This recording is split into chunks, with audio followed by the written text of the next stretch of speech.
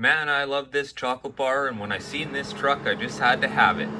Today on Slot Valley Racing, we're having a look at the number 2 truck in the release 10 of racing rigs. All this and more today on Slot Valley Racing. Get your heart racing.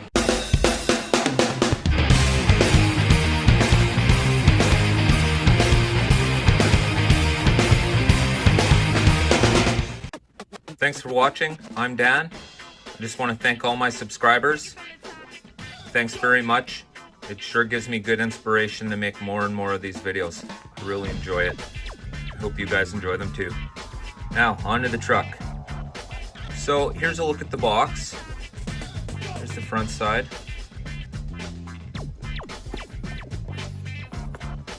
Here's the back. Gives a little information on the release number and the truck number. There was also a Nestle Butterfinger truck, and that would have been the number 1 truck in the number 10 release of racing rigs.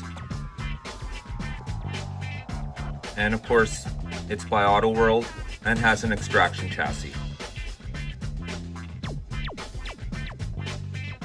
So there it is. Alright, so here we are taking a look at the truck. And the first thing I noticed when I zoomed in is the extremely small detail of the truck manufacturer's name, Peterbilt. Alright, let's have a look at the truck. Sorry for the shakiness.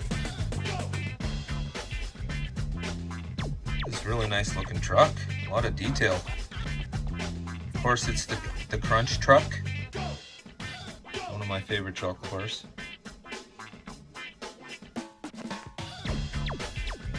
Alright, let's have a look at the top of the cab.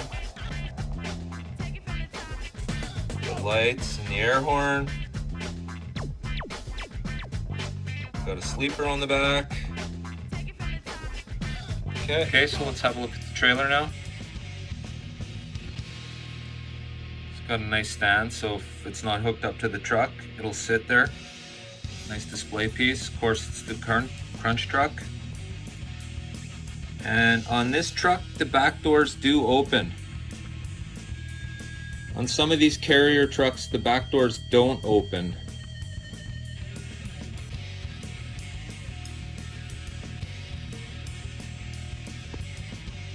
And just a look at the back wheel setup.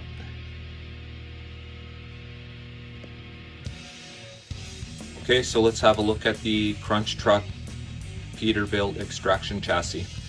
So there it is, pretty much your typical Xtraction chassis. There's the shell it came off of. We're not really going to talk too much about the Xtraction chassis itself. It's pretty standard.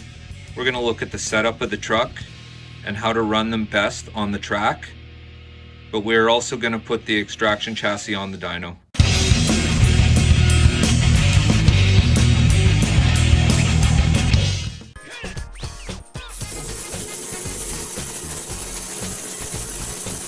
Alright, so here we are at the dyno.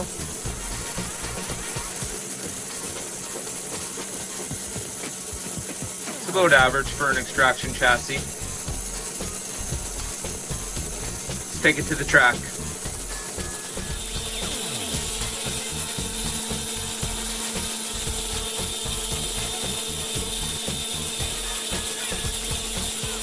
Woo! Runs like a monster with a little bit of weight on it.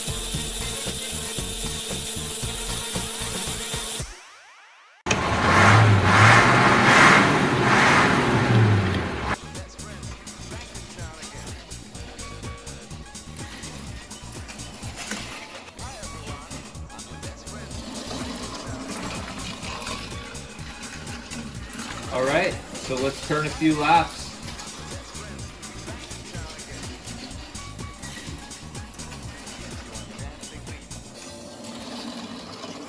Well, I ain't gonna break no land speed records in this truck, that's for sure. If I want to keep it on the track, I gotta keep the speed down. Makes it interesting to drive.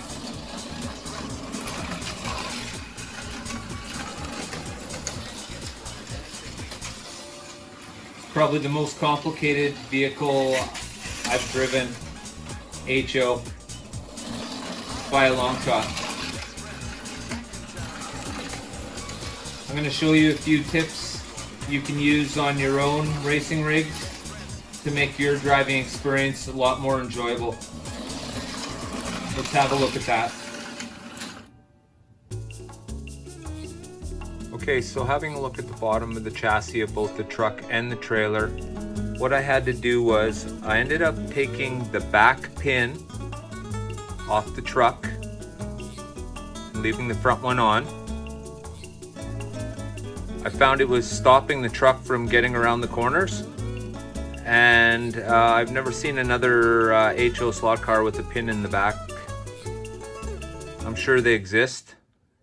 And here's a look at the trailer. It's the same thing. I've taken the back pin off.